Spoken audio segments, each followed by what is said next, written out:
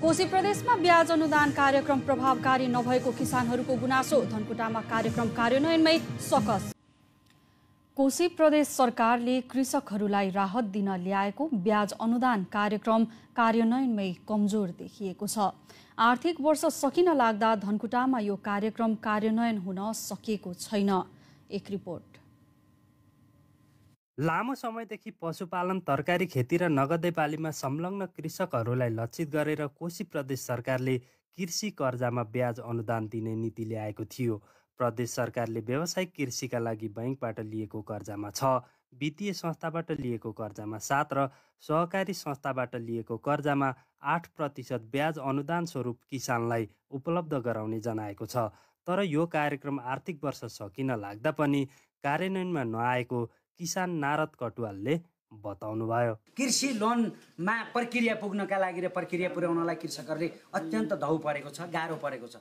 त्यति गरेर पनि कृषकहरू ब्याङ्कमा पुग्दाखेरि ब्याङ्कले चाहिँ विभिन्न व्यवधानहरू, विभिन्न बाधा अडचनहरू देखाएर विभिन्न बहानामा अहिलेसम्म ऋण लगानी गरेको छैन। ब्याज अनुदान पशुपालन फार्म, फलफुल खेती, बजारीकरण, पशुपक्षी जन्य उपकरण, कृत्रिम गर्भाधान, पुष्प व्यवसाय लगायत क्षेत्रमा केन्द्रित हुने भनिएको छ।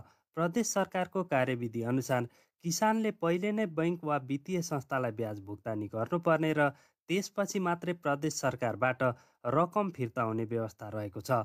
तर आर्थिक वर्षको अन्त्य हुन लाग्दा पनि धनकुटाका किसानले यो कार्यक्रममा सहभागिता जनाउन सकेका छैनन्।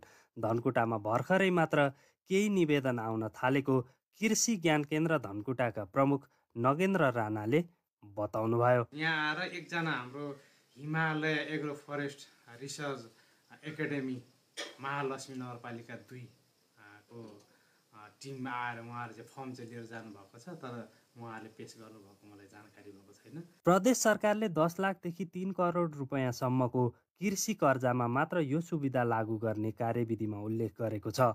अनुदान वितरणमा पारदर्शिता ल्याउन नगद तथा जिन्सी अनुदानको सट्टामा ब्याज अनुदानको नीति अवलम्बन गरे पनि प्रभावकारी बन्न सकेको छैन। एनटिभी इटरी समाचारका लागि ईश्वर थापा, धनकुटा।